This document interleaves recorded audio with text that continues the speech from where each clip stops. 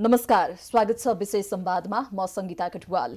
नयाँ सरकारले यही साता देशको बागडोर सम्हाल्दैछ। राष्ट्रिय स्वतन्त्र पार्टी रासुपाको सरकार बन्दै गर्दाखेरि बालेन्द्र शाह बालेन प्रधानमन्त्री बन्दैछन्। अब बन्ने सरकार र नेपालको पर्यटन क्षेत्रको सम्बन्ध कस्तो होस् र हुनुपर्छ भन्ने यतिखेर चासोको विषय पनि रहेको छ। पर्यटन क्षेत्रमा सम्भावना भएर पनि नेपाल किन पछि पर्दै आएको छ? के गर्नुपर्ला नयाँ सरकारले पर्यटन क्षेत्रको समग्र विकासका लागि, समृद्धिका लागि भन्ने विषयमा केन्द्रित रहेर आज हामी प्राइम टिभीको यो विशेष प्रस्तुतिमा कुराकानी गर्न गइरहेका छौं। हामीसँग कुराकानीको लागि यतिखेर उपस्थित हुनुहुन्छ पर्यटन अभियन्ता विक्रम पाण्डे काजीजी हुनुहुन्छ। हामी उहाँसँग कुराकानी तर्फ नै केन्द्रित हुन्छौं। स्वागत छ यहाँलाई।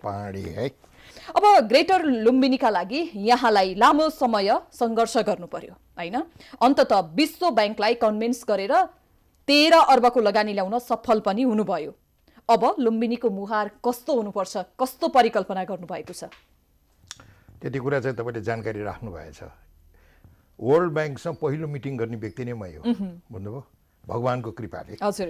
फेरि मैले भानुभक्ति भाषामा मैले गरिदिएँ भन्न खोजे होइन, त्यो चाहिँ त्यस्तै समय नै त्यस्तो चाहिँ आइरहेको थियो। अब यसमा कसरी आउँछ भने अलिकति पृष्ठभूमि दिनुपर्ने जरुरत हुन्छ है, त्यसमा सुनिदिनु होला अलिक धैर्यताका साथ। म नेपालमा दुई किसिमको व्यवसाय पाउनुहुन्छ तपाईँले, बुझ्नुभयो? एउटा दुकानदारी, एउटा समाजदारी। म चाहिँ समाजदारी चाहिँ पर्यटन व्यवसाय भन्न सक्छु, किनभने म समाजलाई पनि हित हुने काम गर्न चाहन्छु क्या। मेरो खुनमै त्यही छ। तपाईँले अब कालु पाण्डे, दामोदर पाण्डे, तुलाराम पाण्डेको नाम सुन्नु भएको छ कि छैन? मेरो पुर्खाले कान्तिपुर राज्यलाई चाहिँ गोर्खा राज्यमा चाहिँ ऊ गरेको, के भन्छ, एकता गरेको। मेरो पुर्खाले सिक्किमलाई गोर्खा राज्य काजी दामोदर पाण्डेले एकता गरेको। तपाईँले एउटा गीत सुन्नुभयो होला, पश्चिममा किल्ला काँगडा, पूर्वमा टिस्टा पुगेको थियौँ। टिस्टा नदीमा अहिलेसम्म काजी दामोदर पाण्डेको गोर्खाली किल्लालाई सिक्किम सरकार र लोकल जनताले बचाइराखेका छन्। मैले खालि एउटा इन्ट्रोडक्सनको लागि भने।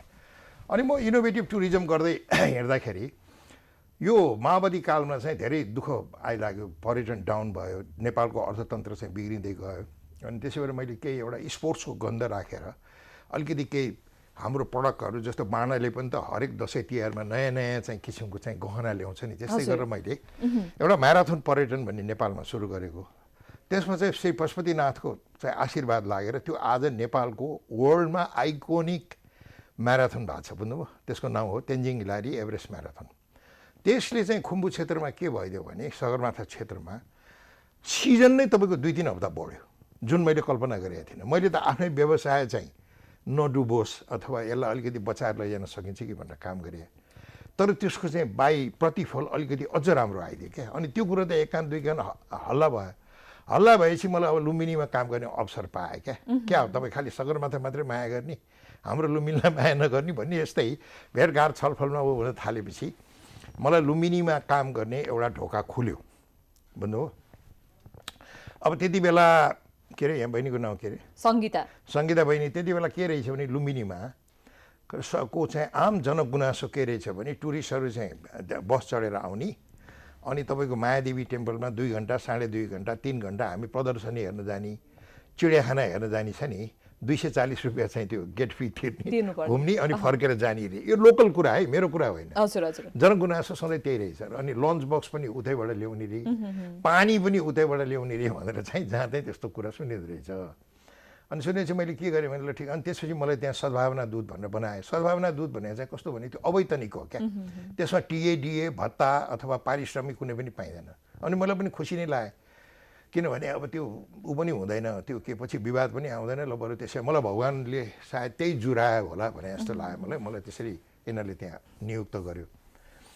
र पर्यटन मन्त्रालयको 2टा पखेटा हुँदो रहेछ, एउटा पशुपति विकास कोष, एउटा लुम्बिनी विकास कोष। मलाई लुम्बिनी विकास कोषमा आबद्ध हुने गरेर मलाई नियुक्ति चाहिँ दिए। अनि दिएपछि मैले काम गर्न थालेँ। काम गरेपछि मैले त जनगुनासो सुन्दै हिँडेँ, के रहेछ त्यो कुरा। फेरि यता भारतप्रति पनि म टुरिज्म ब्याकग्राउन्डको भयो हुनाले अब यो रक्सोलले के अरे भैरवाको त्यो के अरे पारीलाई के भन्छ, कस्तो बिर्स्या, काँकरभित्ता होइन, काँकरभित्ता त पूर्व, हजुर, भैरवाको त्यो बोर्डरलाई के सुनौली पारीको पनि टुरिज्म त्यो अपरेटरहरूले मलाई चिन्थे होइन। म धेरै लामो भयो यो टुरिज्ममा लाग्यो। भनेपछि के गर्ने त भन्दा मैले अध्ययन गर्दा त्यहाँ अरू सबैसँग कुरा पनि गर्दाखेरि के भयो भने त्यो एक दिने टुरिस्टलाई यदि एक रातमा बदलेर एक रात बस्ने भन्दाखेरि एक रात त होटलहरूले बिजनेस पाए नि, त्यस्तै 2-3 रात चाहिँ राख्न सक्यो भने भगवान् बुद्धको जन्मभूमिले पनि बुद्धिस्ट पर्यटनको चाहिँ केही लाभ पाउने थियो भन्ने मान्छेको चाहिँ एउटा जिज्ञासा, त्यसलाई एक्ज्याक्टली जनगुनासो पनि नभनौँ, जिज्ञासा थियो। मलाई पनि चित्त बुझ्यो, हो नि सबैले त पाउनु पऱ्यो नि। आज त्यही सगरमाथा हेर्नुहोस् कहाँ पुग्यो होइन, पर्यटनले गर्दाखेरि। आज यो हेलम्बु गोसाइकुण्ड कहाँ पुग्यो हेर्नुहोस् होइन, अन्नपूर्ण कहाँ पुग्यो पर्यटन अर्थतन्त्रले गर्दाखेरि। जनताहरूले उठ्न पाए, घर घरमा आफ्नो आर्ट अफ एन्टरप्रेन्योरसिप प्र्याक्टिस गर्न पाए, घर घरमा सानोतिनो चाहिँ एउटा उद्यम सृजना गर्न पाए के। त्यसले त एउटा देशमा एउटा नयाँ के भन्छ अभियान नै आयो, बुझ्नुभयो। आज तपाईँलाई थाहा छैन होला, तपाईँ एकदम यङ हुनुहुन्छ। पोखरामा एउटा गुरुङको छोरो सिक्लिसको चन्द्रप्रसाद गुरुङले एउटा चाहिँ आमा समूह भन्ने चाहिँ एउटा कन्सेप्ट ल्याएर त्यो क्षेत्रमा छोरी मान्छेहरूलाई यस्तो अगाडि बढाउनु भयो। माझी राख्या भए आज उहाँले नोबेल प्राइज पाउनुहुन्थ्यो होला, बुझ्नुभयो। त्यहाँको छोरी मान्छेहरू यस्तो सम्पन्नतातिर गए कि आज one of the strongest economy, local economy. फेरि नेपालमा इकोनोमी भन्न साथै ठुल्ठुलो 5 तारे 7 तारे होटल बनाउने अथवा एयरलाइन खोल्ने अथवा हेलिकप्टर कम्पनी खोल्नेलाई भन्दो रहेछ। तर आम जनसमुदाय नै माथि उठ्ने पनि त इकोनोमिक्स हो नि होइन। तिनीहरूले त्यहाँ रोजगारी सृजना गर्छन्, वातावरण संरक्षण गर्छन् होइन, धेरै थोर ट्याक्स पनि तिर्छन्, गर्दाखेरि त एउटा होल समाज रूपान्तरित हुने ऊ चाहिँ सृजना भयो नि। त्यस कारण त्यही सिलसिलामा लुम्बिनीमा के गर्ने त भनेर भन्दा त अब नम्बर अफ नाइट्स, धेरै रात बस्ने चाहिँ हामीलाई टुरिस्ट चाहियो। एक दिने घुमन्ते फिरन्तेले त भएन भन्ने कुरामा अनि मैले रिसर्च चाहिँ गर्दै म अलि अध्ययनशील मान्छे पनि छु। अनि रिसर्च गर्दै चाहिँ जाँदाखेरि मलाई चाहिँ त्यहाँ के भयो भने मैले एउटा बुकलेटै ल्याइदिएको छु, म तपाईँलाई पछि दिउँला, पछि फुर्सदमा पढ्नु होला। मायादेवी सुत्केरी मार्ग भनेर मैले चाहिँ एउटा प्याकेज बनाएँ। त्यसको चाहिँ 4 रात 5 दिन चाहिँ टुरिस्टहरू त्यहाँ बस्ने। अब सुत्केरी मार्ग नै किनभने स्टोरी पनि त चाहियो नि कुनै चिज बेच्न होइन। जस्तो पोलिटिकल पार्टीहरूले भन्छन् नि म यो देशलाई सिङ्गापुर बनाइदिन्छु भने जस्तो। अब त्यो क्षेत्रमा के टुरिस्ट आउनलाई पनि त क्याबिनेट डिसिजन गरेर एउटा पत्रिकाले कम्प्लेन गरेर त टुरिस्ट आउने होइन नि। त्यहाँ त राम्रो चाहिँ एउटा स्टोरी हुनु पऱ्यो कि। त्यहाँ एउटा ब्युटिफुल स्टोरी रहेछ, पुरिएर बसेको, बुद्धिजीवीहरूलाई त्यति चाहिँ ऊ नपसेको क्या एउटा रहेछ। अब त्यो कुरो मैले खोजी गर्दै पाएपछि मैले चाहिँ त्यसलाई एउटा टुरिज्म प्रडक्टमा लैजाने मैले विचार गर्ने। किन म त जिन्दगीभर टुरिज्ममै हिँड्या मान्छे, बुझ्नु भएन। मलाई थाहा छ टुरिस्टहरूले कस्तो खालको चाहिँ कथा सुन्न चाहन्छन्। तपाईँ हामी हङकङमा किन के अरे सपिङ गर्न जान्छौँ, त्यहाँ अलि सस्तो हुन्छ, ड्युटी फ्री ऊ पाइन्छ भने एउटा क्या कारण भने जस्तै त्यो गर्नलाई मैले चाहिँ जब त्यो विकास गर्दै लगेँ त्यहाँ कस्तो ब्युटिफुल कुरा भएको रहेछ भने बहिनी 9 महिनाको आसपास जस्तो मेरो आमा पनि माइती नै जानुभएको थियो क्या बच्चा जन्माउन। 9 महिनाको आसपासमा जब उहाँ चाहिँ तिलौराकोट दरबारबाट आफ्नो माइती देवदह, वर्तमान देवदह र त्यसलाई कोलिया किङडम भन्छ, जब चाहिँ उहाँ चाहिँ निस्किनु हो, निस्केर चाहिँ जाँदाखेरि चाहिँ बाटोमा वर्तमान लुम्बिनी यही हो बाटो, हेर्नुहोस् यो हरियो छ नि लाइन, यो कोलिया उहाँको माइती। यसरी चाहिँ यहाँ जाँदाखेरि यो वर्तमान लुम्बिनीमा बाटोमा जाँदै बेबी बुद्ध भनौँ न, भगवान् बुद्धको चाहिँ त्यहाँ जन्म भयो। हजुर। त्यहाँ जन्म भएपछि उहाँले के गर्नु भने अगाडिको पोखरी, तपाईँ लुम्बिनी जानुभएको छ छैन? लुम्बिनी अगाडि सानो पोखरी छ। अब पहिला त पोखरी नै थियो होला नि त बाटोको है, अहिले पो त इँटा सिटा छापेर सुन्दर बनाएका छन्। त्यहाँ नुहाइधुवाइ गरेर उहाँ माइती जानु भएन, बुझ्नुभयो। उहाँ चाहिँ अब राजालाई इन्फर्म गर्नु होला, अब खबर गर्न होला, अथवा साक्कै युवराजको जन्म भयो, युवराजाधिराजको अथवा छोरो पाए भन्ने त्यो खुसियाली खबर चाहिँ अब राजालाई, राजा सुद्धोधनलाई छिटो चाहिँ खबर गर्नलाई हुनुपर्छ। यो मेरो चाहिँ भनाइ हो। उहाँ माइती नगरेर उहाँ चाहिँ यही बाटो जहाँबाट आउनु भएको थियो यो बाटो चाहिँ उहाँ फर्किनु भयो है। हो त्यो फर्केको बाटोलाई मैले एउटा चलाखीपन गरेर त्यसलाई के भने Mayadevi maternity route, mother Mayadevi maternity route है, मायादेवी मदर मायादेवी सुत्केरी मार्ग भन्नु। अब त्यो किन सुत्केरी भन्ने शब्द राख्नु पर्यो भने मेरो अध्ययन गर्दै जाँदाखेरि के भयो भने बहिनी अहिले संसारमा Nepal, China, India, Vietnam, Thailand सबै बुद्धिस्ट नेसनहरू, नेपाल त अझ थोरै छ बुद्धिस्ट। अहिले चाहिँ युनाइटेड नेसनको आँकडाले त्यो कति वर्ष अगाडिको आँकडा हो 55 करोड बुद्धिस्ट छन् भने रहेछ। तर वर्तमानमा तपाईँले बुद्धिस्टहरूको देशहरू सबै गर्नुभयो भने 100 करोड नाग्दो रहेछ, बुझ्नुभयो। र यही कुरा आजभन्दा 5-7 वर्ष अगाडि चाइनाको राष्ट्रपति सी जिनपिङ नेपाल पाल्नु भएको थियो नि, उहाँले यही कुरा दोहोऱ्याउनु भएको छ कि अब चाइनामा पनि बुद्धिज्म चाहिँ बिस्तारै एउटा राष्ट्रिय एउटा चाहिँ के भन्छ धर्म जस्तो चाहिँ माथि आइराखेको छ। र अब फ्युचरमा चाहिँ चाइनिज टुरिस्टहरू लुम्बिनी भगवान बुद्धको चाहिँ उसमा भ्रमण गर्न आउनेछन्। चाइनिज टुरिस्टहरू अलिकति खर्चालु हुन्छन् र यिनीहरूले समृद्धि दिन्छन् यहाँ भनेर यही वाक्य बोल्नु भएको छ। अब मैले त्यो चाइनिज भाषालाई उल्था गर्दा ट्वाक्कै मिलेन होला, तर सारांश त्यही हो, बुझ्नुभयो? हजुर। अब पाउनु अब त्यहाँ मैले अध्ययन गर्दा गर्दा के पाएँ नि, 50 करोड छोरी मान्छे रहेछन् बुद्धिस्टहरू बुद्धिस्ट देशमा, बुझ्नु भएन? अनि मैले यसो विचार ल छोरी मान्छेहरूलाई चाहिँ आकर्षित गर्नु पर्यो, पहिला सुरुवात त काहीँ न काहीँ गर्नु पर्यो नि। भनेपछि 50 करोड छोरी मान्छेको एउटा समुदाय अथवा मार्केट तपाईँ जे भन्नुहुन्छ त्यसलाई चाहिँ मैले चाहिँ ताकेर, बुझ्नु भएन? टार्गेटेड मार्केट भन्छ त्यसलाई अङ्ग्रेजीमा। ताकेर मैले चाहिँ यो सुत्केरी मार्ग भनेर चाहिँ किन राखे भन्नुहुन्छ भने त्यो छोरी मान्छेहरूलाई चाहिँ अलिकति आकर्षित गरियोस् भनेर, बुझ्नु भएन? किनभने हरेक अब चाहिँ छोरी मान्छे एक दिन मम्मी हुन्छन् होइन, आफ्नो बच्चा सबैहरू हुर्किसकेपछि उनीहरूलाई आफ्नो आफ्नो व्यवहार दिइसकेपछि उनीहरू पनि त आफ्नो तीर्थस्थल जान चाहन्छन्, आफूलाई मन परेको ठाउँमा जान चाहन्छन् भन्दा त यहाँ त असाध्यै राम्रो स्टोरी छ। मदर मायादेवीले भर्खर जन्मेको बच्चालाई आफ्नो चाहिँ दुध चुसाउँदै दरबार फर्केको बाटो त एकचोटि जानै पर्छ भन्ने त्यो चाहिँ हामीले चाहिँ अलिकति प्रचार प्रसार गर्नुपर्छ भने यसरी हामीले गर्न सक्यो भने यो क्षेत्रको सुन्दर भविष्य र गोल्डन एज एउटा चाहिँ के भन्छ स्वर्ण युगको प्रारम्भ हुन्छ के त इकोनोमिक्स। अब इकोनोमिक्स पनि दुई किसिमको छ भाइ। एउटा इकोनोमिक्स कस्तो छ भने उही माथि माथि ठुल्ठुलो कुरा गर्ने ऊ गर्ने सबै जग्गाहरू अरूले किनिदिने, लोकल मान्छे त त्यहाँबाट विस्थापितै हुने क्या। तर म चाहिँ के भने एउटा मध्यमवर्गीय परिवारको भए हुनाले मैले चाहिँ जहिले पनि सकेसम्म उनीहरू आफ्नो मातृभूमिबाट चाहिँ विस्थापित हुन नपरोस्, बुझ्नुभयो त?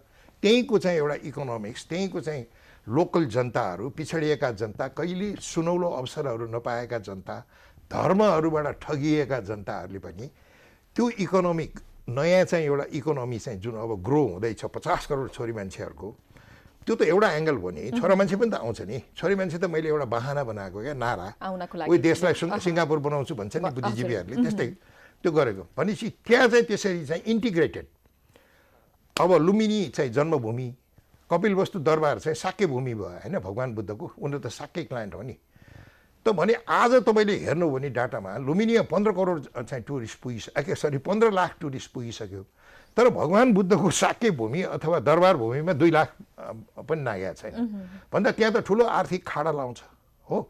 भनेपछि अब यसलाई कसरी गर्न सकिन्छ, यसलाई चाहिँ पहिला मेरो एकजना मान्छेको भ्यू पोइन्ट प्रस्तुत गर्यो भने कोही न कोहीलाई त कुरो त ठिकै हो नि है भन्ने त आउँछ होला भनेर मैले त्यो बनाएर चाहिँ तयार गरेर अगाडि बढिरहेको थिएँ। त्यही बिचमा वर्ल्ड ब्याङ्क को चाहिँ एउटा यहाँ यो एसियन हेड क्वार्टर रहेछ, न्यू दिल्लीमा अफिस रहेछ, अनि वासिङटन डिसी हेड अफिसबाट चाहिँ एउटा डेलिगेसन आएछ त्यहाँ दिल्लीमा।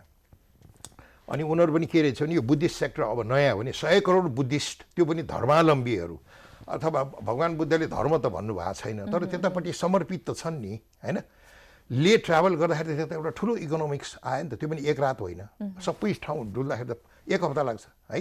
भन्दा यो क्षेत्रको अब एउटा चाहिँ पिछडिएको क्षेत्रहरूलाई एउटा चाहिँ अब नयाँ इकोनोमीमा गाँसेर यसलाई अगाडि बढाउन वर्ल्ड ब्याङ्कले चाहिँ अब उ गर्ने 13 अर्बको चाहिँ लगानी पाउनुहुन्छ त्यहाँ चाहिँ के अरे अब इन्भेस्ट गर्ने भनेर उहाँहरू चाहिँ दिल्लीमा आउनु भएको रहेछ। अनि मैले यो लुम्बिनीमा गरेका कामहरू उतापट्टि यो भारतपट्टि पनि सबैले सुनिरहेको भएर त्यो विक्रम भाइ, मलाई फेरि विक्रम भाइ भन्छन्। यहाँ त पर्यटन क्षेत्रमा तपाईँ जानु हो भने सबैले मलाई विक्रम दाई भन्छन्, तर त्यो बोर्डर कट्ना साथ विक्रम भाइ भन्छन्, उनीहरूले राखे।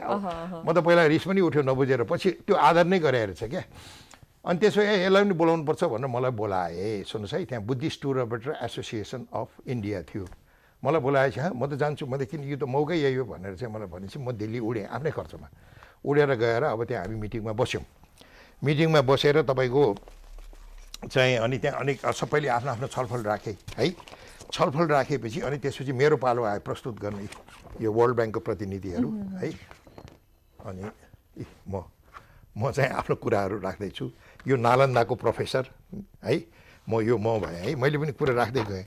अनि राखेपछि मैले अहिले बहिनीलाई जे भने स्टोरी मैले त्यो वर्ल्ड ब्याङ्कको प्रतिनिधि उयो केटी वासिङटनबाट आएको रहेछ, मेन हेड टोलीको हेड भन्नुहोस् न आएको रहेछ। अनि आएपछि मैले यो कुरा यस्तो मजाले भने त्यसलाई त ट्वाक्कै लागेको छ, बुझ्नु गोल लागे जस्तो। ऊ पनि फेरि 2टा छोरीको आमा रहेछ है। मैले यतापट्टि मदर मायादेवी म्याटर्निटी रोड सुत्केरी मार्गबाट त्यहाँ ठुलो विशाल इकोनोमी क्रिएट गर्ने भनेको यो पनि फेरि 2टा छोरीको आमा रहेछ, त्यसको नाम स्टेफानिया, बुझ्नुभयो? भनेपछि त्यसलाई त ट्वाक्कै लागेछ हो। ल पहिलो 13 अहिले अरब के कति 13 अरब कि 13 अर्ब अर्बको अहिले जुन यो प्रोजेक्ट आयो त्यसको श्री गणेश पहिलो मिटिङको सहभागी र प्रस्तुतकर्ता नै मै हो। अब तपाईँले नै कन्भिन्स गरेर यो ल्याउनु सफल हुनुभयो भन्दा नि अब मैले त्यसरी लिनु त मिल्दैन, तर स्टोरी यति मिठो थियो कि हजुर। एउटा आमाको कुरा मैले अर्को आमालाई भन्न पुगेको छु, त्यो चाहिँ इत्तफाकमा राख्नुहोस् के। एकदमै। अब त्यहाँ कोही केटा मान्छे वर्ल्ड ब्याङ्क हो, कोही अर्कै चाहिँ केटा मान्छे आएको भए सायद मेरो प्रस्तुति त्यति टच गर्ने थिएन, संयोग बस्यो, मिल्न गयो यसरी राख्नुहोस्। हजुर।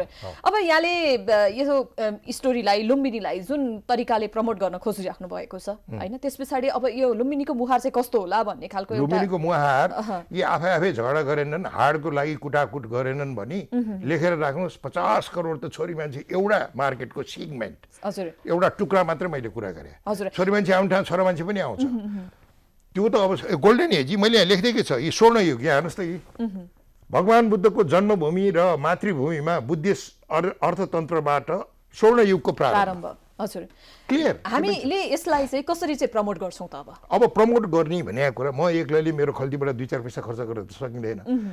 सरकारसँग पैसा छ, टुरिज्म बोर्डसँग पैसा छ। अब त्यसलाई एउटा राम्रो लजिकल वेमा प्रचार प्रसार गर्दै जानुपर्छ। अब हेर्नुहोस्, म पनि एउटा तपाईँ जस्तै पढाइ लेखा मान्छे हो, जुनसुकै कुरालाई जनसमुदायमा लैजान प्रचार प्रसार गर्नै पर्छ। सुन्नुहोस्, तपाईँ अब त एउटा हिस्ट्री हेर्नुहोस् त, खैनी बेच्न पनि प्रचार प्रसार गर्नै पर्छ, हवाईजहाज बेच्न पनि प्रचार प्रसार गर्नुपर्छ। एयरबस र बोइङको चाहिँ त्यो सेल्स म्यानेजर टिमहरू राउन्ड द क्लक संसारभरि डुलिरहेको हुन्छन्। बुझ्नुभयो? त्यो नयाँ नयाँ एयरलाइन भेटिरहेको हुन्छन्। आफ्नो चाहिँ हवाईजहाजको चाहिँ एयरबस भन्दा हाम्रो राम्रो छ भन्ने उसले भन्छ, बोइङ भन्दा हाम्रो राम्रो छ भन्ने यो हुन्छ। हेर्नुहोस्, सो मच सो चुनाव भने पनि मार्केटिङ नै हो। एकदमै। अब यसलाई प्रचार प्रसार गर्नुपर्छ भनिन्छ पनि, बोल्नेको पिठो पनि बिग्छ, नबोल्नेको चामल पनि बिग्दैन भन्ने उखान पनि रहेको छ। अब लुम्बिनीमा हामीले अपेक्षाकृत रूपमा पर्यटक ल्याउन सकिरहेका सकेनौँ। हाम्रो गल्ती कहाँ छ र अब आउने सरकारले लुम्बिनीका लागि कस्तो खालको चाहिँ पहल गर्नुपर्छ, गरिदिए हुन्थ्यो भन्ने यहाँको अपेक्षा छ? त्यसपछि सुन्नुहोस् न, भैरव एयरपोर्ट खुल्यो है, त्यसपछि हामी गयौँ। ल अब सुरुवात हुन्छ। फेरि कस्तो राम्रो कुरा छ भने भगवान बुद्धलाई एकचोटि आफ्नो शिष्यहरूले चाहिँ निकै र्याखी पारेका रहेछन् कि है भगवान, तपाईँ चाहिँ तपाईँको चाहिँ मूर्ति पनि नबना भन्नुहुन्छ, तपाईँको चाहिँ आर्टहरू भन्छ नि, स्केचहरू पनि नकोर भन्नुहुन्छ। भन्दा एक दिन आउने पिँढीलाई कुनै बेला चाहिँ भगवान बुद्ध यस्तो पनि मान्छे यो धरतीमा जीवित हुनुहुन्थ्यो भने हामीले कसरी भन्ने त भनेर एकचोटि चाहिँ र्याखी पारेका रहेछ। त्यति बेला भगवान बुद्धले मुसुक्क हाँसेर आफ्नो चाहिँ के भन्छ मुख्य के भन्छ सेक्रेटरी भन्नुहोस्, सचिव, त्यसको नाम आनन्द, उसैको काका कसको छोरा पनि भन्छन् बुद्धिस्टहरू है, जो भए पनि के भन्नुभएको रहेछ भने, हे आनन्द, मेरो मृत्यु पश्चात हाम्रा अनुयायीहरूले भने हाम्रो फलोवरहरूले, भगवान बुद्धले कहिले पनि बुद्धिज्मलाई धर्म भन्नुभएको छैन, यो एउटा जीवनशैली हो भन्नुभएको छ। तिमीलाई सुहायो भने लिऊ, तिमीलाई सुहाएन भने नलिऊ। हाम्रा अनुयायीहरूले मेरो जीवनको 4वटा कालखण्ड भ्रमण गर्नेछन्। कालखण्ड भने त्यो टाइमिङ क्या, एउटा स्टेप। काल भने समय हो नि, काल भने मर्नी नै होइन, सन्ध्याकाल के सुबहकाल भन्छ नि। त त्यो 4वटा कालखण्ड के त, Lumbini where I was born. कस्तो राम्रो बोलिदिनु भएको छ भने, लुम्बिनी जहाँ म जन्मेँ त्यो क्षेत्र हाम्रा अनुयायीहरूले भ्रमण गर्नेछन्, र बोधगया जहाँ मैले बुद्धत्व प्राप्त गरेँ त्यो क्षेत्र चाहिँ भ्रमण गर्नेछन्, र सारनाथ जहाँ मैले बुद्धत्व प्राप्त गरेपछि पहिलो प्रवचन दिएँ, धर्मचक्र भन्छ त्यसलाई, त्यो ठाउँ भ्रमण गर्नेछन्, र कुशीनारा, अहिलेको कुशीनगर, त्यति बेला कुशीनारा भन्दो रहेछ, कुशीनारा जहाँबाट म महापरिनिर्वाण प्राप्त गर्न गइरहेको छु, म त्यहाँबाट चाहिँ अब यो धरतीबाट बिदा हुन्छु भनेर चाहिँ यसरी भन्नुभएको रहेछ। भनेपछि हामीलाई बुद्धिस्ट टुरिज्म प्रमोट गर्ने केही गाह्रै छैन। हामी त भगवान बुद्धको आज्ञा फलो गरे मात्रै हो, हामीले कुनै माल बेच्न लागेको, सामान बेच्न लागेको होइन भन्न हामीलाई त्यति सजिलो छ कि। तर यो मार्केटिङ भइरहेकै छैन। अब त्यसपछि जब एयरपोर्ट खुल्यो त्यसपछि हामी त एकदम उत्साहित भयौँ, ल अब चाहिँ केही काम हुन्छ, अब चाहिँ यो क्षेत्रको विकास हुन्छ भनेर हामी चाहिँ अब विभिन्न निकायहरूमा गयौँ हामी कुरा गर्नु। बुझ्नुभयो? कसैलाई इन्ट्रेस्टै छैन है। एउटा दुःखको कुरा, तपाईँ पनि यही देशवासी हो, कुनै बेला नेपाल सरकारमा यस्तो पनि थियो कि दुमडी नआउने ठाउँमा कसैले इन्ट्रेस्टै नलिदिने है। अनि उहाँ चाहिँ ल, अनि मैले चाहिँ एउटा प्रस्ताव लिएर गएँ। मैले जिन्दगीमा यति वर्ष भयो यो टुरिज्ममा काम गरेँ मन्त्रीज्यू, हामीले अहिले यसलाई चलाउनलाई 1 साल 2 सालको लागि चाहिँ त्यो के भन्छ हवाई ल्यान्डिङ स्यान्डिङ फीहरू फ्री गरिदिउँ। किनभने तपाईँ एउटा बाहिर रेस्टुरेन्टमा जानुभयो भने ह्याप्पी आवर भन्ने दिन्छ नि होइन, बाई 1 गेट 1 फ्री भन्छ नि, हो कि न भन्नुहोस् त। 1 साल 2 साल जति फ्री गरिदिउँ, त्यसपछि परीक्षण मात्रै गरे होइन, भनेर 1 साल चाहिँ हामी भिसा फ्री गरिदिउँ 3 रातको, जस्तो पहिला चाइनाहरूलाई दिन्थ्यो, त हुन त चाइनालाई त अहिले पनि छ। त्यो चाहिँ के भने एउटा एट्र्याक्सन, किनभने मान्छेको स्वभावै यस्तो छ, केही न केही नयाँ एट्र्याक्सन नदिकन मान्छेहरू उत्साहित हुँदैनन्।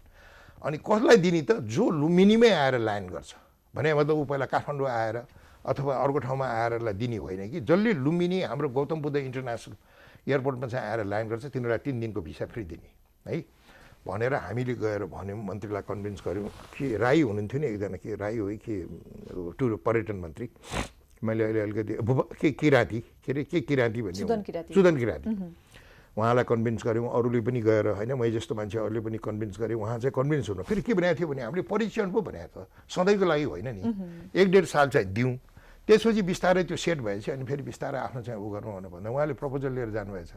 अर्थ मन्त्रालयको मान्छेहरूले उल्टो गाली गरेर पठाएछन्, हामीलाई झोले टुरिस्ट चाहिँ के अरे चाहिने हो, हामीले त्यत्रो चाहिँ ऊ के भन्छ लगानी गरेर बनाएको एयरपोर्ट, जसले $30 तिर्न सक्दैन, हामीलाई त्यस्तो टुरिस्ट चाहिँदैन भनेर त्यो फाइलै गाए पारेछन्। उहाँले डिप्रेसन, झन्डै सुदन किराँती डिप्रेसनमा गएको भनेपछि यस्तो छ क्या। यस्तो हेर्नुहोस्, पर्यटन भन्ने कुरा त्यो कुनै एउटा व्यक्ति विशेष कुनै एउटा उसले निर्णयले हुने कुरा होइन, त्यसमा सरकार, लोकल समुदाय, स्टेक होल्डर भन्छ नि, लगानीकर्ताहरू सबै मिलेर गर्नुपर्छ। युनिभर्सिटीहरू लाग्नुपर्छ, पत्रकारहरू सबै लागेर चाहिँ त्यो ठाउँ के अरे एकदम रमाइलो। अब यहाँले भने जस्तै सबै लागेर यसलाई प्रमोट गर्नुपर्छ भनेर जुन कुरा यहाँले भनिराख्नु भएको छ, अब आउने सरकार हामी केही गर्छौँ, केही गर्नुपर्छ भन्ने एउटा हुटुटीका साथमा आउँदैछ। अब आउने सरकारले चाहिँ लुम्बिनीका लागि के गरिदिए हुन्थ्यो, के गर्दा चाहिँ राम्रो हुन्छ? कुरा सानातिना कुराको त्यो बाधा अड्चन फुकाइदिने र भारतले चाहिँ के भन्ने हामीलाई फ्लाइट उड्न दिएन के भन्छ मलाई। अब त्यो टेक्निकल कुरा त म इन्जिनियर होइन, त जति दिएको छ त्यसैलाई मात्रै चलाए भइगयो नि। घरमा जति हाँडीमा कनिका छ पहिला त्यो चलाउन इफिसियन्ट वेमा, अनि त्यसपछि त्यो चल्न थालेपछि त भारतले पनि त एउटा कुरा मानोस्, भगवान् बुद्धले 4वटा ठाउँ भनेको छ, त्यसमा 3वटा ठाउँ त भारतमै छ। त लुम्बिनी आउने टुरिस्ट त भारत जान्छ, बोधगया जान्छ, सारनाथ जान्छ, कुशीनगर जान्छ। नेपालमा भन्दा बढी लगानी भारतले उता गरेको छ भन्दाखेरि भारतले त्यो आफूलाई घाटा पर्ने काम गर्छ जस्तो मलाई लाग्दैन। मैले भारतको पक्ष लिएर कुरा गरे होइन, किनभने उनीहरू पनि त एउटा अर्थतन्त्र चलाएर बसेको चाहिँ एउटा देश हो, बुझ्नुभयो त। त्यस कारण यो झिनामसिना कुरा हटाइदिने होइन, र टुरिस्टहरूलाई संसार अरू देशले कसरी गरेको छ। तपाईँ थाइल्यान्डमा जानुहोस् त, टुरिज्म थाइल्यान्ड भन्ने त्यहाँ सरकार पनि लागेको छ, सबै एयरलाइन लागेका छन्, सबै लागेको छ। सिङ्गापुर जानुहोस् त, टुरिज्म सिङ्गापुर, टुरिज्म मलेसिया, बुझ्नु भएन, सबै लागेको हुन्छ क्या।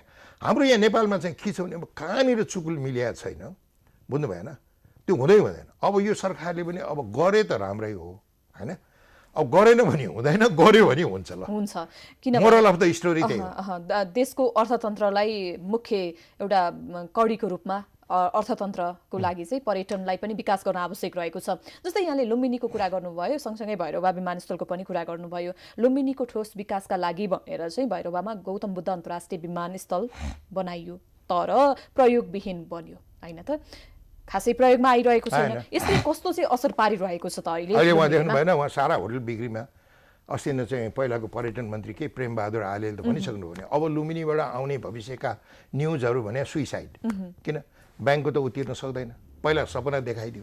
अब कसले देखाए, सरकारले देखाए कि अथवा कुनै बुद्धिजीवीले देखाए, द्याट आई डोन्ट नो, त्यो मलाई थाहा छैन।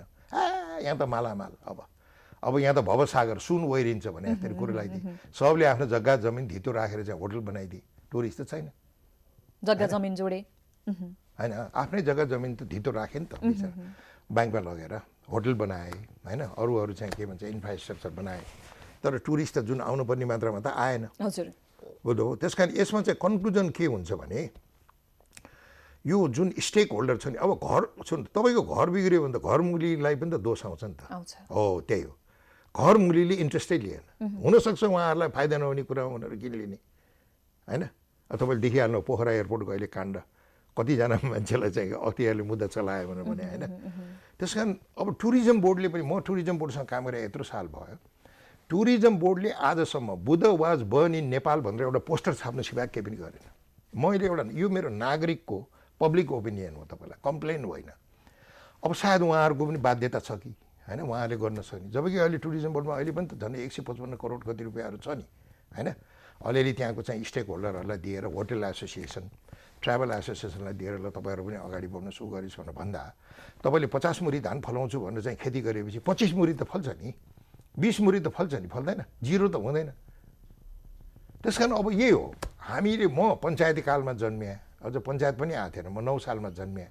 मैले खालि राज्य चाहिँ शासन व्यवस्था चलाउनेहरूको मिठो मिठो कुरा मात्रै सुनेको छु क्या, काम चाहिँ भएको देखाएको छैन। अब यो गल्ती अब बन्ने सरकारबाट नदोहोरियोस् भन्ने अपेक्षा होइन। अब आई डोन्ट नो, पहिलाको सरकारले नि त मिठै बोल्या हो नि, सिङ्गापुर बनाउँछु भनेको थिएँ।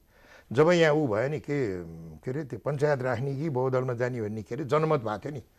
अब तपाईँ त जन्मेकै थिएन, तपाईँ जन्मेकै थिएन होला। जब जनमत सङ्ग्रहमा उसले जित्यो, के पञ्चायतले जितेपछि राजा वीरेन्द्रले रेडियो नेपालबाट भाषण गरेर के भन्नुभएको थियो भने यो दुईवटा कान सुन्ने यही हो, अब हामी 15 वर्षभित्रमा सिङ्गापुरको चाहिँ उसमा चाहिँ जान्छौँ, हाराहारीमा चाहिँ के अरे डाइरेक्सन त्यो चाहिँ उसमा जान्छौँ भनेर मौसुफको महान बाढी त्यसरी आएको थियो। त्यो सिङ्गापुर कहाँ गए त्यसपछि अब के जनताले चुनेका सरकारहरूको पनि कुरा सुनिहाल्नु, देखिहाल्नुभयो होइन, तपाईँले सबै कुरा छ। त्यस कारण यो बालेनको सरकारले आएर ऊ दिने चाहिँ सबैलाई चाहिँ आशा दिने भन्ने कुरातिर नजाउँ। कुनै पनि सरकारले नमिठो बोलेको छैन। अब यो सरकारले चाहिँ काम गरेर देखाउनु पर्ने, त्यो गरिदियो भने त असाध्यै राम्रो, असाध्यै राम्रो। अहिले तत्कालको लागि टुरिज्म सेक्टर, अब लुम्बिनीको मात्रै कुरा नगरौँ होइन, सँगसँगै यहाँले भने जस्तै अब त्यो टुरिज्मलाई चाहिँ लुम्बिनीमा चाहिँ विशेष गरी प्रमोट गर्नुपर्ने अवस्था छ, जुन चाहिँ 50,000 भन्दा धेरै चाहिँ हामीले पर्यटकहरू भित्राउन सक्छौँ, त्यहीको लागि मात्रै भनेर भन्नुभयो। समग्र 50 करोडको मार्केट भने मैले समग्र पर्यटक सेक्टरको लागि चाहिँ अब आउने सरकारले गर्नुपर्ने कार्यहरू के छन्? गर्नुपर्ने काम मसँग कुनै अहिले फर्मुला पाचक औषधि छैन। अरू देशले कसरी गरिरहेछन् त्यो हेर्ने, कहाँ कतिसम्म हाम्रो देशले गर्न सक्छ त्यसलाई परिचालन गर्दै जाने। यस एक्ज्याक्टली। जस्तै हामीले लुम्बिनी जुन भैरव अन्तर्राष्ट्रिय विमानस्थलको कुरा गऱ्यौँ, यो विमानस्थललाई व्यवस्थित रूपमा सञ्चालनमा ल्याएर, नियमित रूपमा सञ्चालनमा ल्याएर नयाँ सरकारले के कस्ता कुराहरूमा चाहिँ ध्यान दिनुपर्छ? अब हामी जान्छौँ नि डेलिगेसन, हामी सबै ब्रिफिङ गर्छौँ, यसरी गर्नुपर्छ। मैले मात्रै होइन, अरूले पनि गर्छन् नि, अनि त्यहाँका पीडितहरूले पनि त गर्छन् नि। त्यहाँ अहिले होटलहरू चाहिँ जम्मै बिक्रीमा बसेर, बुझ्नु भएन, कता होटल बिक्री भइसक्यो, तपाईँले देखिसक्नु भयो होला त्यहाँ, किन बिजनेसै छैन। त्यस कारण लुम्बिनी भने हाम्रो चाहिँ एउटा सेफ प्ले किन छ भने भारतले पनि चाहन्छ टुरिस्ट पहिला लुम्बिनीमा आओस्, किन भगवान् बुद्धको आज्ञा नै त्यस्तो छ। त फेरि भगवान् बुद्धले लुम्बिनी मात्रै आऊ भनेर आज्ञा त भएको छैन नि त। मेरो 4वटा चाहिँ जीवनका कालखण्डहरू भ्रमण गर्नेछन् भनेपछि त 3वटा कालखण्ड त भारतमा छ। त्यस कारण भारतले मलाई त्यति बेखुबी काम गर्छ भन्ने म पत्याउँदिनँ। यो चाहिँ हाम्रो नेताहरूको चाहिँ अलिक बढी नै गफ हो कि जस्तो लाग्छ, बुझ्नु भएन। त्यस कारण यो गर्न सकिन्छ, यो कुनै ठुलो कुरा होइन, तर मिराकल त गर्न सकिँदैन। अब वर्षौँदेखि बिग्रिएर चाहिँ बसेको थन्केको मोटरलाई भोलि चाहिँ के अरे स्पोर्ट्स कार बनाउँछु भनेर त गाह्रो हुन्छ, तर क्रमैसँग यसलाई अगाडि बढाउन सकिन्छ। त्यसको प्रतीक्षामा हामीलाई नै बोलाओस् न, हामी नै चाहिँ त्यसको चाहिँ उ गरिदिन्छौँ, हामीलाई 1 पैसा पनि चाहिँदैन, बुझ्नु भएन। तर तपाईँ त अलिक यङ हुनुहुन्छ, मभन्दा आधा उमेरको मान्छे हुनुहुन्छ, तर धेरै चाहिँ ऊ पनि सरकारका मान्छेहरू पनि उही मिठो कुरा गरिदिने, 1 कप चिया खुवाइदिने, पठाइदिने, तर काम चाहिँ नहुने। अब के हो यहाँले भने जस्तै अघिल्लो सरकारहरूले पनि नराम्रो कुरा गरेनन्, मिठै कुरा गरेर भनेर भन्नुभयो यहाँले। सँगसँगै अब यति धेरै सम्भावना बोकेको, विशेष गरी नेपाल चाहिँ पर्यटनको प्रचुर सम्भावना रहेको देश, तर कहाँनिर चुक्यौँ भनेर हामीले त्यो चुकेको ठाउँ खोज्नतिर लागेनौँ। किन हाम्रो पर्यटन क्षेत्रमा सुधार हुन सकेको छैन होला? यी मिठा कुराहरूमै अल्मलिएर हो त? होइन, म एउटा पब्लिक ओपिनियन, म कुनै एक्सपर्ट पिएचडी अथवा के अरे युनिभर्सिटीको प्रोफेसर होइन, तर म एउटा खेती किसानी त हो नि पर्यटनको। पर्यटन क्षेत्रमा मैले हेर्नुहोस् त आज एभरेस्ट म्याराथन ल्याएर कत्रो चाहिँ के अरे एउटा विश्वमा नाम कमाएँ। म एउटा व्यक्ति, अरू देशले भइरहेको त मलाई बोलाएर, सरकारले बोलाएर चिया पनि खुवाउँथ्यो होला, कुरा बुझ्नु भएन। त्यसपछि तपाईँ स्वयम्भू पछाडि कालु पाँडेको समाधि स्थल जानुभएको छ? मेरो खलकले विक्रम यो चाहिँ के भन्छ, कालु पाँडेको चाहिँ कीर्तिपुरमा के अरे युद्धमा वीरगति प्राप्त भएपछि त्यहाँ चाहिँ एउटा सानो एउटा थुम्को थियो, बुझ्नुभयो। त्यो थुम्कोलाई चाहिँ अब बचाउनु पऱ्यो, नत्र यो हावापानीले एक दिन त्यो थुम्को नै चाहिँ हराएर जान्छ भनेपछि मैले त्यसलाई चाहिँ के गरेँ भने आफ्नो खलकले भने हुनाले अब त्यहाँ गएर चाहिँ खालि त्यो के समाधि स्थल मात्रै बनाएर के गर्ने, भोलि ट्याबेहरूको चाहिँ त्यो के अड्डा बनिदियो भने फेरि त्यो कालु पाँडेको समाधि स्थल चाहिँ दहचोक इन्द्रदह भन्दो रहेछ, फेरि त्यो बाहिरको बाटोको नजिकै पर्दो रहेछ। भोलि फेरि त्यहाँका ड्राइभर क्लिनरहरूले मायालु लिएर चाहिँ लुक्न जाने ठाउँ भयो भने त त्यो पनि सत्यानाश। बरु त्यसलाई एउटा पर्यटकीय स्थलमा चाहिँ उ गर्न सक्यो भने, जस्तो हामी तपाईँलाई जानु पर्थेन, कलेजमा हामी स्टडी टुर जान्थ्यौँ क्या स्कुलमा, त्यो स्टडी टुर जस्तोलाई मात्रै चाहिँ एउटा आकर्षित गर्न सक्यो भने केही न केही त अब सुरुवात हुन्छ। र त्यहाँका चाहिँ लोकल जनताहरूले केही न केही आफ्नो चाहिँ एउटा एन्टरप्रेन्योरसिप एउटा सानोतिनो उद्यम गरेर the art of entrepreneurship they can learn उनीहरूले आफ्नै घर आँगनमा सिक्न पाउँछन् र उनीहरू चाहिँ जुरुक्क उठ्ने चाहिँ एउटा मौका पाउँछन् भनेर मैले त्यसलाई यस्तो थियो हेर्नुहोस् त यो कालो पाँडेको थुम्को एउटा यहाँ मौलो ढुङ्गाको मौलो थियो है त्यसलाई मैले पर्यटनको एप्रोच हालेर बनाएको अचम्म भगवान् इन्द्रको त्यहाँ थान छ जानुहोस् त्यहाँ तपाईँ गएको छै छैन भगवान् इन्द्रको आशीर्वाद लागेछ त्यहाँ बुझ्नुभयो सपना मेरो हो मेहनत मेरो हो डिजाइन मेरो हो बुझ्नु भएन स्केच मेरो हो तर आज गएर त्यो तपाईँको चाहिँ के अरे आन्तरिक पर्यटनको एउटा मोडेल हुन पुगेछ बुझ्नुभयो कहिले काहीँ त क्या कहिले एउटा नसोचेको कुरा नै हुँदो रहेछ आज त्यो सक्सेस भयो हुनाले अहिले सरकारी गैर सरकारी सबै संस्थाहरूले नेपालको किल्लाहरू हुन्छ नि जस्तो सिन्धुली गढी के गढी भन्छ नि लाई पनि अहिले पर्यटनहरू जोडिरहेछन् अब त्यसबाट फाइदा के हुन्छ भने लोकल जनताले पनि केही सिक्ने मौका पाए केही उद्यम गर्ने मौका पाए र सानो सानो उद्यमबाट बढेर ठुलो हुने त हो नि त यसरी चाहिँ अरू क्षेत्रमा भयो भने त्यो लुम्बिनी किन हुँदैन हुन्छ तर के भने घरमुली भने त सरकार भयो घरमुली भने ब्युरोक्रेट भयो होइन त्यहाँ ध्यानै छैन अनि गर्ने के अनि त्यस कारण चाहिँ अब तपाईँहरू जस्तो यो के भन्छ मिडियाले एउटा स्वस्थ समाचार पनि प्रभाव चाहिँ के गरिदिनु पर्यो भने सुन छ सम्भावना छ त्यसलाई खोज्ने सुन छ अनि त्यसलाई बाहिर निकाल्ने काम गर्नु पर्यो हजुर त्यही हो अब हामीले विगतमा भिजिट नेपाल इयर पनि गर्यौं पछिल्लो समय पनि गर्ने तयारी हुँदा कोरोना महामारीले आक्रान्त पार्यो बिथोल्यो हैन के नेपालको बारेमा प्रचार प्रसारकै कमी हो या अन्य केही कारणले यो पर्यटन क्षेत्र मौलाउन नसक्नुको खास कारण चाहिँ के मान्न सकिन्छ हैन प्रचार प्रसार मुख्य कुरा नै प्रचार प्रसार मैले तपाईँलाई अघि नै भने नि राजनीति चुनाव जित्न पनि प्रचार प्रसार नै चाहिन्छ घर घरमा डोर टु डोर क्यानभासिङ भने के त त्यही त हो नि हैन र आफ्नो कन्ट्रीको त्यो प्रडक्टहरू सुन्नुहोस् त प्रडक्टहरूलाई बेला बेला ड्रामाटाइज गर्नुपर्छ क्या कुरा बुझ्नु भएन जस्तो अरू देशहरूले गर्छ मैले के भने सबै कुरा तपाईँलाई पनि थाहा हुँदैन मलाई पनि थाहा हुँदैन अरू देशहरूले पनि त आफ्नो देशलाई कसरी एट्र्याक्टिभ डेस्टिनेसन बनाएका छन् हैन कसरी गरेका छन् भने त्यसबाट चाहिँ अलिअलि आइडिया लिने हो त्यसबाट आइडिया लिएर अनि स्टेक होल्डर भने चाहिँ के रहेछ भने बहिनी जसले लगानी गरेका हुन्छन् नि बिचरा अथवा त्यो क्षेत्रको सुरक्षा गरेर बसिरहेछन् तिनीहरूलाई स्टेक होल्डर भन्दा यो एकाडेमिक वर्ड हो क्या अनि स्टेक होल्डरलाई पनि राखेर ल यसरी जाउँ त भन्यो भने 2-3 वर्षमा फेरि एउटा गति लिन्छ भने अहिले सारा नेपालमा म सुन्छु बालेन सरकारले 5 वर्ष काम गरिदियो भने हाम्रो देश जुरुक्कै उठ्छ अनि प्रगतिको ढोका खुल्छ भने पहिला त उठ्नु पर्यो नि त अहिले त थल्लिएको छ भने जस्तै त्यो पर्यटन पनि त्यसरी अगाडि बढ्छ किनभने we have a beautiful place र हामीसँग स्टोरी राम्रो छ क्या मैले तपाईँलाई भने तपाईँ हङकङ किन जाने भन्नुहोस् त त्यहाँ चाहिँ सस्तोमा माल किन्न पाइन्छ अरे भने स्टोरी सुनेर जाने त हो नि होइन र हो क्या एकदमै दुबई किन जाने सुन सस्तो पाइन्छ अरे अलिकति बाहिर भन्दा ब्युटी फ्री एट्र्याक्सन हुनु पर्यो नि एउटा रेस्टुरेन्टमा पनि त बेलुका चाहिँ ह्याप्पी आवर भनेर निकाल्छ buy one get one free भनेर किन त्यो यो चाहिने रहेछ क्या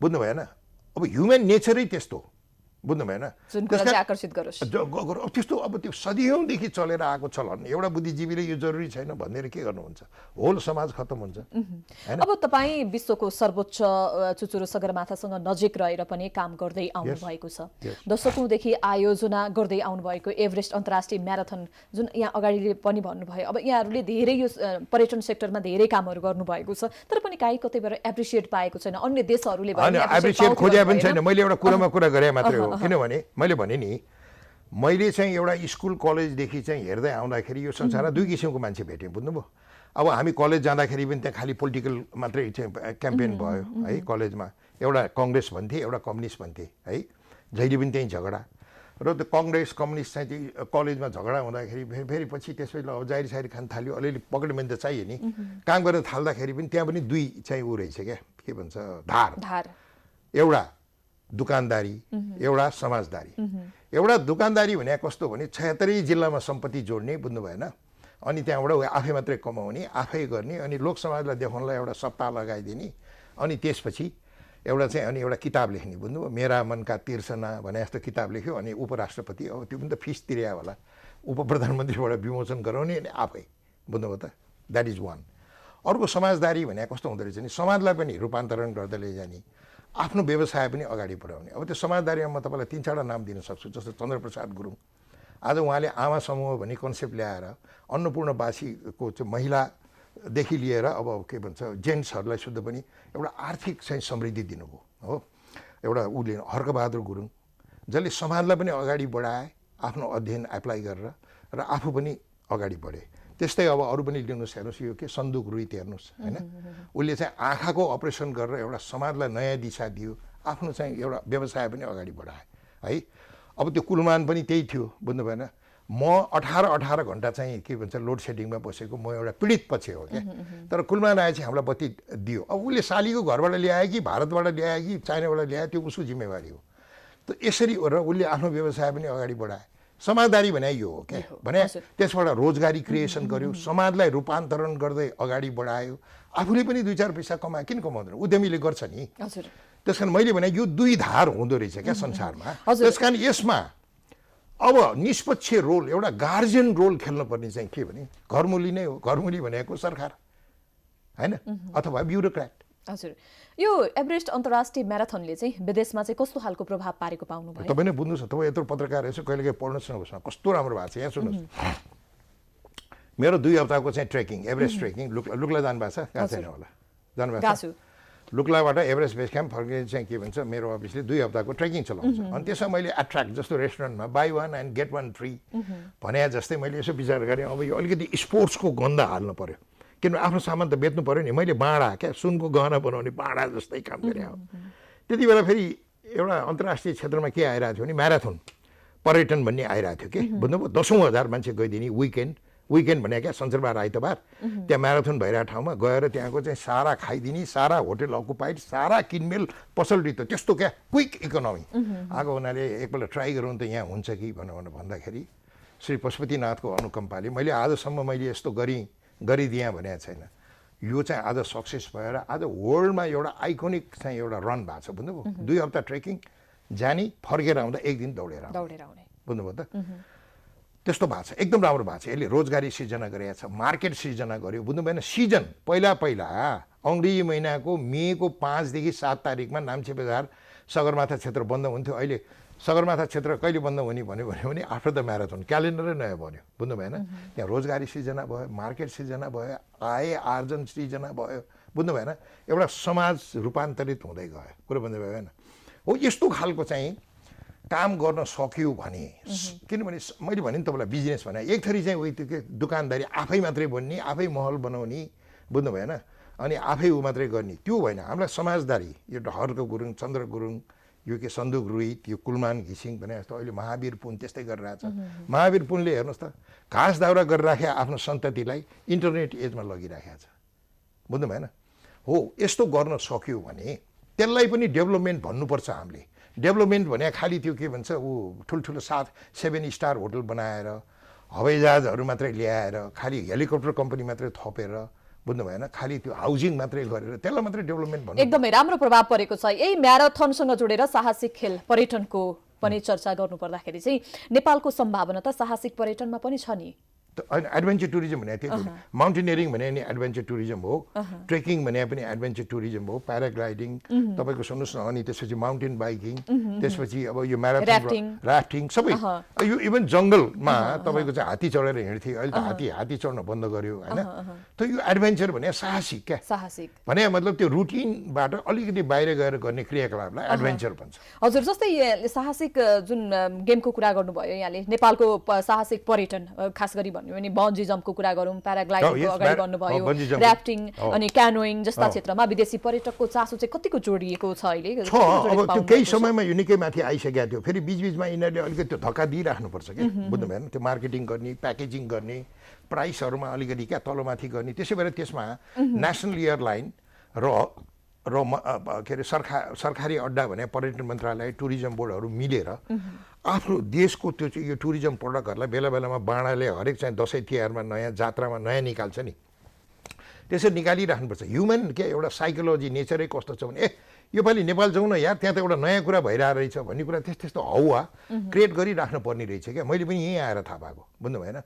एउटा उचाइमा त पुग्यो, तर त्यसलाई फेरि बेला बेलामा त्यसलाई के अलिकति के भन्छ रिइन्भेन्ट भन्छ त्यसलाई अङ्ग्रेजीमा, रिइन्भेन्ट गर्दै लैजानुपर्छ, बुझ्नु भएन। र अहिलेसम्म केही बिग्रिएको छैन।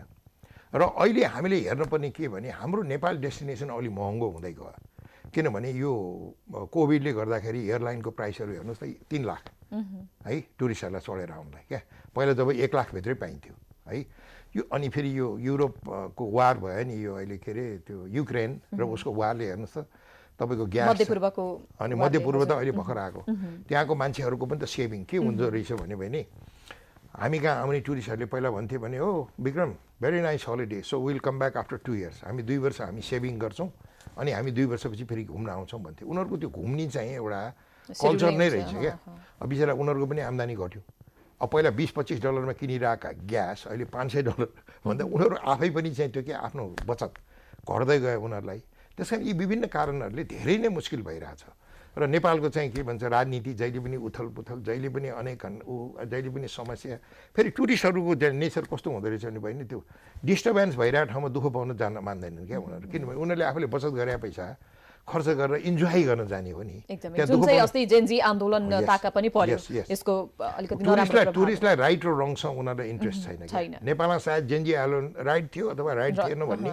उनीहरूले त्यो कन्सर्न गर्दैन उनीहरूले त के let's go to Nepal have our holiday beautiful holiday भन्ने त्यस्तो हुन्छ त्यसैले अब यसलाई प्रक्रिया मिलाउँदै जानुपर्छ अनि तपाईँले अघि नै भन्नुभयो बालेनको बाटो होइन अब बालेनको बाटोमा यदि अब बालेनले नियुक्त गरे मान्छेहरू कस्तो आउँछन् त्यो पनि हेरौँ मैले त तपाईँलाई अघि नै भनिसकेँ आजसम्म होइन राजादेखि लिएर कुनै पनि चाहिँ सरकार जति आए कसैले पनि नमिठो बोलेको छैन भन्नुभयो त्यसो अब हेरौँ उहाँहरूले के गर्नुहुन्छ हामीले त्यसैमा भर पर्नु किनभने हामीले यो प्रतीक्षा गर्नु बाहेक अरू केही पनि रहेको छैन मैले के देख्दिनँ अब तपाईसँग if you have better idea अब अझ पर्वतारोहणका लागि चाहिँ विश्वमा नै नेपालका हिमशिखरहरू साहस चुनौती र जोखिमको केन्द्र पनि मानिन्छन् विशेष गरी हामीले जुन सगरमाथा चढ्न आउनेहरूको सङ्ख्या नै हेर्ने हो भने पनि हामीले उल्लेख्य रूपमा जान पाए हुन्थ्यो चढ्न पाए हुन्थ्यो होइन एउटा नाम राख्न पाए हुन्थ्यो भन्नेहरूको धेरै पाइरहेका हुन्छौँ त्यसैको आधारमा सङ्ख्या पनि बढ्दो अवस्थामा रहेको छ अब के हामीले हाम्रा हिमालहरूलाई पनि पर्यटकहरूमाझ बेच्न नसकेको हो कि भन्ने खालको प्रश्न पनि त खडा भइरहेको छ होइन ड्रामेटाइज गर्नुपर्छ भने तपाईँले गहिराइमा गरिरहेको छ म त त्यही काम गरेर बसिरहेको छु मलाई थाहा छ नि त म त दैनिक किसानी हो नि पर्यटनमा मैले त खेतीपाती गरिरहेको छु त्यसलाई बेला बेला ड्रामेटाइज गरेर राख्नुपर्छ कुरा बुझ्नु भएन भने मतलब केही सहुलियत दिनुपर्छ केही कटाउनुपर्छ केही जोड्नुपर्छ फेरि सधैँ फ्रीमा दिने भन्ने कुरो पनि होइन कि अलिअलि त्यसलाई चाहिँ क्या रिइन्भेन्ट गरिराख्नुपर्छ क्या त्यो ह्युमन नेचर हो बुझ्नु भएन पर्वतारोही पनि एभरेस्ट जाने भन्छ ल यसरी गरौँ न यसो गरौँ न भने त्यो केही न केही गइराख्नुपर्छ क्या मार्केटमा त्यो मार्केटमा जानुपर्ने रहेछ भन्ने हामीले पनि त्यही बुझेर आयौँ अब पर्वतारोहणले नै हेर्नुहोस् न कति चाहिँ रोजगारी दिएको छ अर्को कुरा मैले तपाईँलाई एड गर्नुपर्ने थियो अहिले नेपाल टुरिज्म बोर्डले विगतका केही वर्षमा 12 लाख जति टुरिस्ट आयो भनेर चाहिँ भन्ने तपाईँले पढ्नुभयो होला ल त्यसलाई 2 लाख घटाइदिनुहोस् 10 लाख त्यो 10 लाखमा 5 लाख त साहसिक पर्यटक आउँछ नेपालमा साहसिक पर्यटक भने पर्वतारोहीदेखि लिएर rafting mountain biking bungee jumping सबै त्यसमा राख्नुहोस् है म्याराथन 5 लाख पर्यटकमा अहिले यो युनाइटेड नेसन भने जस्तै हाम्रो चाहिँ विश्वमा एउटा छ वर्ल्ड WTO भने वर्ल्ड टुरिज्म अर्गनाइजेसन भन्ने छ कि WTO नै हो त्यसको भनाइमा के छ भने एकजना टुरिस्ट आउँदाखेरि 9 देखि 11 जना मान्छेलाई प्रत्यक्ष रूपमा अथवा अप्रत्यक्ष रूपमा केही न केही इम्प्लोइमेन्ट इन्गेजमेन्ट भने इम्प्लोइमेन्ट भन्नाले उही सिंहदरबार होइन 10 to 5 होइन कि केही न केही उद्यमशील इम्प्लोइमेन्टमा इन्गेज राख्छ भनेर चाहिँ भनेको छ बुझ्नुभयो यदि त्यो कुरा सत्य हो भने त्यो हो पनि केही हदसम्म 5 लाख एडभेन्चर टुरिस्ट भन्दाखेरि त तपाईँले 9 राख्नुहोस् न 9 पुजे 45 होइन 10 राख्नुभयो भने तपाईँको त कति भयो 50 लाख नेपाली दाजुभाइ दिदीबहिनीहरू त सबै यसमा गाँसिएका छन् सानोतिनो उद्यम गरिरहेका छन् हो यसलाई पनि बचाउनुपर्छ बुझ्नुभयो र यो सरकारले दिएको पर्यटन होइन यो पर्यटकहरू आएको भने यही पर्वतारोहीहरू आएर राम्रो राम्रो किताब लेखेर ठाउँ ठाउँमा चाहिँ उ गरेर स्पिचहरू दिएर go to Nepal is such a beautiful heaven on earth भनेर उ गरेर चाहिँ गरेको चाहिँ यो प्रडक्ट हो र बिचका मध्यम र तपाईँले अहिले पनि गएर हेर्नुहोस् तपाईँको एजुकेसन ब्याकग्राउन्ड के हो मलाई थाहा छैन तपाईँले राजाहरूको शासन व्यवस्थाको कालदेखि नै तपाईँले हेर्नुभयो भने नेपालका ट्रेड कमर्स राष्ट्रिय ट्रेड कमर्स ब्याङ्किङ इन्सुरेन्स सबै एउटा सानो समूहले हेरविचार पुऱ्याइदिया देख्नुहुन्छ त्यहाँ राष्ट्रिय सहभागिता पाउनुहुन्न र पर्यटन मात्र एउटा यस्तो क्षेत्र हो जहाँ हिमाल पहाड तराई मेची महाकालीका दुर्गम क्षेत्रका बुझ्नुभयो सुगम क्षेत्रका अति दुर्गम विकट क्षेत्रका मान्छेहरूले सहभागी भएर उद्यम गरेर उद्यमशील बनेर रोजगारी क्रिएट गरेका छन् 2-4 पैसा कमाएका छन् राष्ट्रलाई धेर थोर ट्याक्स पनि तिरेका छन् र यसरी चाहिँ यो एउटा राष्ट्रव्यापी सहभागिता गाँसिएको एउटा क्षेत्र केही हो भने त्यो पर्यटन मात्रै हो। पर्यटन मात्रै हो। अरू छँदै छैन, हेर्नुहोस् न, तथ्याङ्कले यही देखाएको छ। यो मेरो कसैप्रति द्वेष होइन, तपाईँ तथ्याङ्क हेर्नुहोस्, डाटाले कुरा गर्नु त हो नि। जुन हामीले एभरेस्टको कुरा गर्दै गर्दाखेरि चाहिँ हामीले हिमाल चढ्न मात्र नभइकन हिमाल हेर्न आउनेको सङ्ख्या पनि विदेशी पर्यटकहरूको सङ्ख्या उल्लेखीय रूपमा मात्र हुनुपर्ने थियो। तर पनि अहिलेको अवस्थामा हेर्ने हो भने औँलामा गन्न सकिने हिसाबमा मात्रै पर्यटकहरू आइरहेका छन्। पहिला तपाईँले आफ्नो देशको पनि विचार गर्नुहोस्। नेपाललाई विश्व चाहिँ पर्यटकहरूले कसरी हेर्ने गरेका छन्? जस्तो अब तपाईँको चाहिँ के भन्छ त्यो के प्रस्टिट्युसन भन्छ नि, जस्तो चाहिँ टुरिज्म चाहियो भने उनीहरू थाइल्यान्ड जान्छन्, बुझ्नुभयो हो। तर नेपाल आउँदैन नि त उनीहरू। नेपाल भने एक्जोटिक हेभन, भगवानको सृष्टि, जहाँ प्रकृतिसँग जोडिन उनीहरू आउने हो, बुझ्नुभयो। त्यहाँ मोज मजा गर्न त ब्याङ्कक गइहाल्छ नि उनीहरू, किनमेल गर्न त दुबई गइहाल्छ नि, बुझ्नु भएन। मिठो मिठो खाना पनि ब्याङ्कक जान्छन्, त्यस्तै अरू मलेसिया जान्छन्, बुझ्नु भएन। त्यो हो। त्यस कारण तपाईँले थाइल्यान्डमा यति टुरिस्ट आयो, नेपालमा किन आएन भन्न मिल्दैन, किनभने नेपालको आफ्नै आकर्षण छ, बुझ्नुभयो। तपाईँले नेपाललाई थाइल्यान्डको त्यो रेड लाइट चाहिँ मार्केटसँग जोड्न मिल्दैन, किनभने यो एक्जोटिक डेस्टिनेसन हो। अब फेरि कुरा त्यही आउँछ, लोकल जनता, तपाईँको स्टेक होल्डर, लगानीकर्ता, राज्य, त्यहाँको चाहिँ के भन्छ फेरि त्यो के हिजो आज लोकल के अरे के प्रदेश सरकार, प्रदेशहरू सबै मिलिजुली गरेर एउटा इनोभेटिभ आइडियाजहरू एप्लाई गर्दै आफ्नो क्षेत्रको विकास गर्न सकिन्छ। जुन हामीले अतिथि सत्कारका लागि चाहिँ हामीसँग उपलब्ध फेसिलिटीहरू चाहिँ कम भएका हुन् या पर्यटकलाई पर्याप्त मात्रामा सुधार गर्न नसकिएको, अहिले ओभरग्लड छ। सुन्नुहोस्, जस्तो के भन्छ भने यो टुरिज्म भाषामा 1 लाख मान्छेलाई चाहिँ होटेलहरू ट्रान्सपोर्टहरू चाहिन्छ भने अहिले 2 लाख, 2.5 लाख, 3 लाखलाई पुग्ने छ। यसलाई ओभरग्लट भन्छ, बुझ्नुभयो। आवश्यकताभन्दा बढी जब एभाइलेबल भयो नि, त्यो छ नि त्यहाँ मार्केटमा, त्यसलाई ग्लट भन्छ, ओभरग्लट। अहिले ओभरग्लट छ, बुझ्नुभयो त। त्यसो भएर केही न केही यहाँ गर्नुपर्ने जरुरी छ। त्यस कारण चाहिँ अब हेरौँ, अब यो अहिले नयाँ सरकार पनि उही मिठो मिठो कुरा गर्न मात्रै आउने हो कि होइन, हामीले केही गर्नुपर्छ भनेर आउने भन्ने चाहिँ के अरे एउटा जिम्मेवारी बोध गरेर, बुझ्नु भएन, आउने हो। अब त्यो हेर्न बाँकी छ। एकदमै। अब सँगसँगै पर्यटकहरू आउँदै गर्दाखेरि उनीहरूलाई सहज र सहज तरिकाले जान सक्ने विमानस्थल छन् कि छैनन्, सँगसँगै हाम्रो बाई रोड कस्तो छ भन्ने खालको कुरा पनि आउँछ। सगरमाथासम्म पुग्नका लागि हामीसँग ट्विन अटर विमानस्थल, हेलिकप्टरको सुविधा हुँदा सडक यातायात पनि भरपर्दो छैन। यसको सहजीकरणका लागि सगरमाथा क्षेत्रमा सहज पहुँचका लागि सरकारले के कार्य गर्नु पर्ला? होइन भने अहिले त्यो छ भने सुन्नुहोस् न, तपाईँले स्वर्गमा लगेर अब त्यो के अरे केबल कार जोड्ने त कुरो आउँदैन नि। स्वर्गलाई त स्वर्गमै बचाएर राख्नु पर्यो नि। तर खुम्बुली के गरेर राखेको छ भने, म त उनीहरूसँग डेली काम गरेर राखेको छु, उसलाई सगरमाथा क्षेत्रलाई खुम्बु पनि भन्छ। त्यहाँको बुद्धिजीवीहरूले के भनेको छ भने सडकको बाटो लैजाने के को लागि त खानापिना चाहिँ सप्लाई गर्ने, तपाईँले कुरो बुझ्नुभयो। किनभने अब भोलि 50,000 1 लाख टुरिस्ट आयो भने तिनीहरू त खान त चाहियो नि त। उनीहरू त कम्तीमा मिनिमम 2 हप्ता बस्छ त्यहाँ। अब पहिला चाहिँ रसियन हेलिकप्टर हुँदाखेरि तपाईँको चाहिँ असन इन्द्रचोकको भाउमा उनीहरूले रसियन हेलिकप्टरले त तपाईँको 25 टन 30 टन लगिन्थ्यो। असनमा पाइने गोलमेडा नाम्चे बजारमा पनि त्यही प्राइसमा पनि पाइन्थ्यो भने मोटामोटी 1 रुपियाँ फरक पर्थ्यो होला। तर अब त्यो छैन। अहिले त सानो सानो हेलिकप्टर छ। त्यहाँ चाहिँ खानाहरू पुर्याउनलाई, केरोसिन पुर्याउनलाई, ग्यास पुर्याउनलाई जहिले पनि समस्या भइरहेछ। त्यस कारण अब त्यसको लागि खालि अन्धाधुन्दालाई त केबल कार बनाउने, मोटर लैजाने, ट्रक लैजाने भन्ने कुरा त्यो गलत हो। स्वर्गलाई स्वर्गकै रूपमा बचायो भने पो आउँछ त। भोलि सगरमाथा बेसकामा तपाईँले ट्रक लैजानु भयो, इतिहास त बनाउनु हो, तर टुरिस्ट त आउँदैन हो। अब सँगसँगै हामीसँग चाहिँ पर्यटक स्वागत र सत्कारका लागि चाहिँ दक्ष जनशक्ति पर्याप्त छन् कि छैनन्? छ अहिले चाहिँ यहाँ नेपालीहरू बाहिर गएर काम गरिरहेछ। टुरिज्म सेक्टरमा इन्डियामा हेर्नुहोस् त, हजुर, मोस्ट अफ द यो टुरिज्म सेक्टरमा नेपालीहरूले नै गएर काम गरिरहेछ। मैले होइन भने नि तपाईँले हिमाल पहाड तराई मेची महाकालीका जनसमुदाय हुने खानेदेखि लिएर के भन्छ गरिबदेखि लिएर भनौँ न निम्न आय वर्ग, दुर्गम क्षेत्रदेखि सबै क्षेत्रका मान्छेहरूले यही पर्यटन सिकेर तपाईँले नेपाल मात्रै होइन, इभन चाइनामा पनि तपाईँले चाहिँ के भन्छ होटलमा रेस्टुरेन्टमा नेपालीहरू काम गरेर पाउनुहुन्छ। इन्डियाको पनि तपाईँ एडभेन्चर उयोहरूमा सबै काम गर्न पाउनुहुन्छ। अब पहिला हाम्रो बाबुआजीको पालामा त उयो दरबान हुनै गए कि त सिपाही हुन गए। तर अहिले त एउटा पर्यटन जानेको एक्सपर्टिज बोकेको, यसमा 2टा शब्द लागु हुन्छ। एउटा एक्सपर्ट, तपाईँले PhD पढेको होइन, अथवा तपाईँ के MBA पास गरेको, एउटा चाहिँ एक्सपर्टिज बोकेको भने मतलब तपाईँले अनुभव बोकेको मान्छेहरू जाँदैछ नि, जाँदैछ भने पछाडि अब नेपालको पर्यटक र पर्यटनसँग यहाँ एकदमै नजिक रहेर, किनभने म आफै पर्यटक, सुन्नुहोस् मैले अघि नै तपाईँलाई भनिसकेँ, म आफै पर्यटक हो, मलाई तपाईँ जस्तो कोही पत्रकारले आएर हु आर यु ल मलाई एक शब्दमा जवाब दिनुहोस् त भन्यो भने सोध्यो भने म आएम नेपाली टुरिस्ट भन्छु। हजुर, नेपालको पर्यटन क्षेत्रमा चाहिँ सुधारका लागि विदेशी पर्यटक तथा शुभेच्छुकहरूको सुझाव चाहिँ कस्तो पाउनु भएको छ त्यसो भए त? होइन, इम्प्रुभ गर्नुपर्छ अहिले भएका कुरा सानातिना झिना मसिना। अब जस्तो अब सुन्नुहोस् न 12 बजेको फ्लाइट भनेर टिकट इस्यु गर्यो 5 बजीसम्म उड्ने, बुझ्नु भएन? त्यो भएन नि।